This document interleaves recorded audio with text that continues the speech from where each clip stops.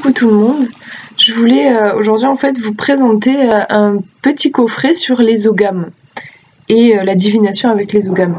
Alors j'ai plus le coffret comme enfin voilà comme il était quand je l'ai acheté, parce que comme j'ai besoin enfin j'ai pas beaucoup de place chez moi, et ben j'ai dû en fait j'ai dû me débarrasser du coffret et juste garder le contenu. Donc voilà, vous n'allez pas pouvoir voir à quoi ça ressemble exactement quand je l'ai acheté, mais je vous mets le lien dans la description si vous voulez l'acheter, comme ça vous verrez.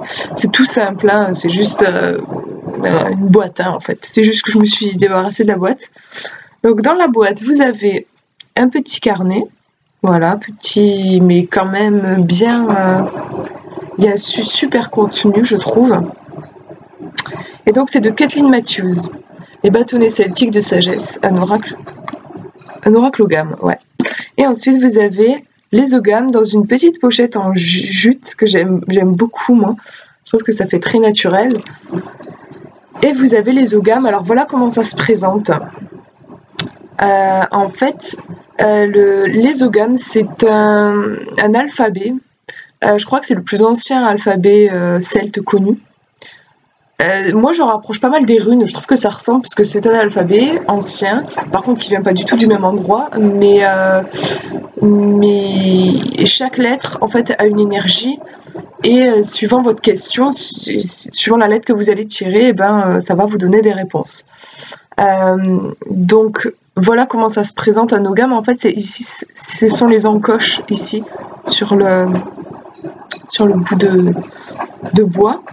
Il a été créé comme ça, en fait, cet alphabet, vraiment pour pouvoir être encoché dans le bois, puisque les ogames, c'est très lié aux arbres. En fait, chaque lettre, donc par exemple, si vous avez Tin, qui correspond à la lettre T dans notre alphabet, qui va correspondre à un arbre. Et chaque arbre a une symbolique. Par exemple, le sol pleureur, ça va être tout ce qui est mélancolie, le rapport au passé, à l'inconscient, l'émotion qui ressort, puisque les sols pleureurs poussent souvent à côté des lacs, des points d'eau, l'eau qui stagne, donc les peurs inconscientes, tout ça. Voilà. Vous avez donc 25 lettres.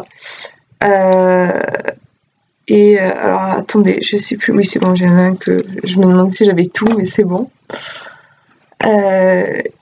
Et donc en fait vous avez plusieurs méthodes de tirage. Alors moi ce que je fais c'est tout simple, là j'en tire qu'un en fait. Je trouve que ça répond très bien, juste pour avoir un conseil. En fait moi je mélange comme ça, je me concentre, je me centre sur ma question et je demande à l'énergie, à la sagesse des arbres de répondre à ma question. Et sans regarder, hop, je tire mon ogame et ensuite je vais voir la signification, tout simplement.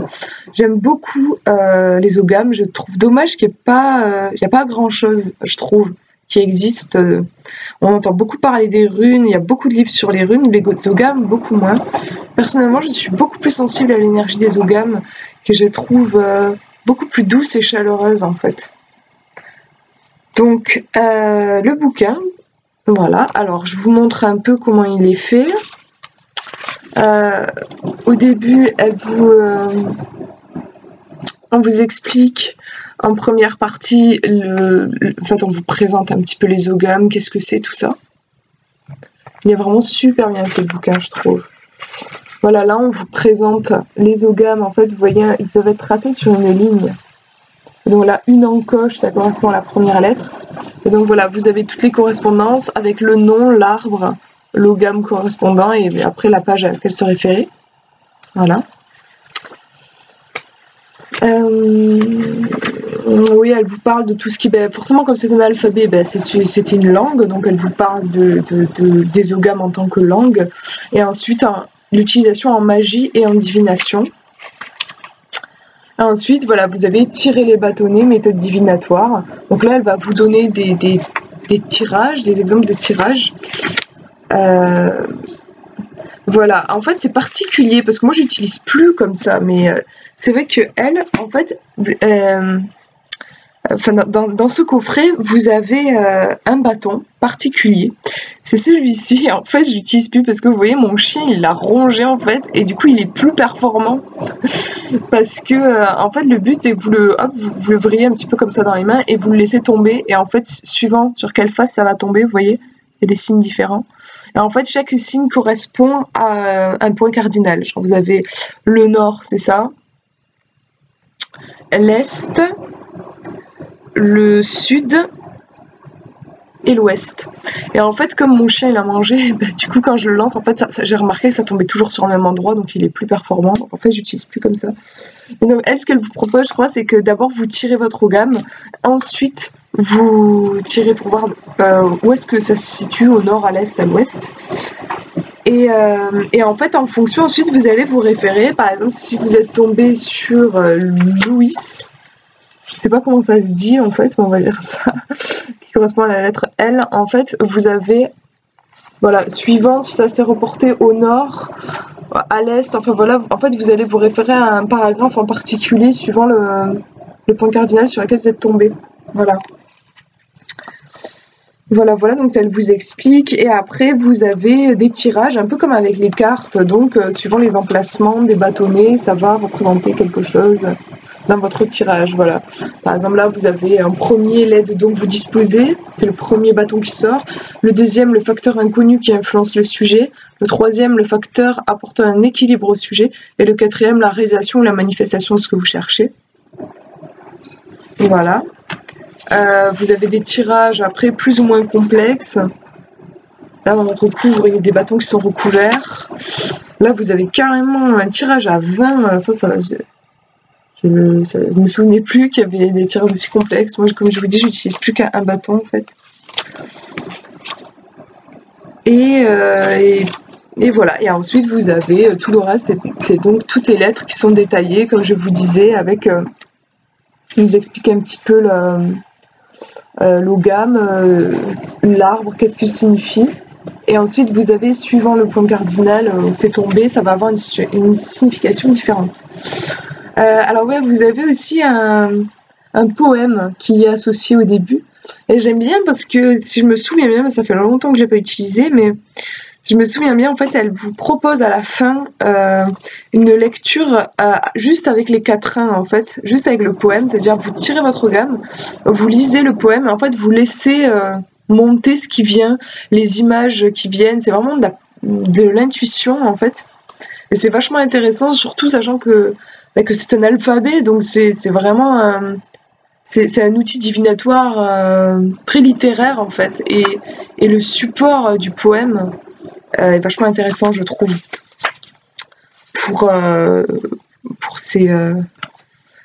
faire ces interprétations. Voilà, à la fin, il vous parle des quatrains de l'ogam. Voilà. Là, vous avez, je crois que c'est tout. Voilà, c'est le poème, en fait. Chaque quatrain représente, donc je pense qu'il y en a 25. Oui, c'est ça. Qui représente, chaque quatrain représente un ogam. Et là, donc, vous avez tout le poème, en fait, avec tous les ogams qui se suivent. Donc voilà, moi je le trouve